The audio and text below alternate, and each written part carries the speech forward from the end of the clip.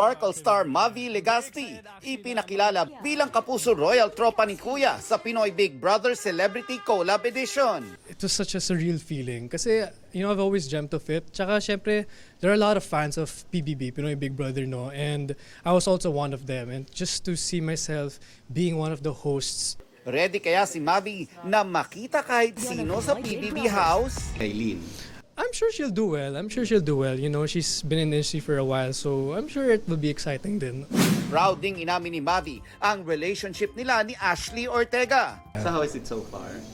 I mean, relationship-wise, I think we're just very focused sa work. I mean, I have also, besides PBB, I also have an upcoming project, so parang we respect each other's craft. South Korean actor na si So In-guk, bagong tourism ambassador ng Pilipinas. 감사합니다. mahal ko kayo.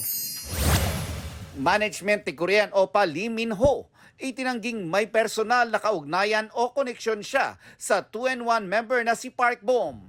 Nagugat ang issue na mag-post si Park Bom ng pictures ni Lee Min-ho na may caption na My Husband. Josh and I have separated. We're good friends. I just know that he is a good person. He is the best father that Jet and Nemo could ever have. Josh and Geraldine ng Blackman family, hiwalay na. Ayon kay Geraldine, naghahanap lang siya ng right timing para sa anunsyo. Nagpasalamat siya sa mga sumuporta sa kanilang pamilya. Nelson Canlas, nagbabalita para sa GMA Integrated News. Huwag magpahuli sa mga balitang dapat niyong malaman.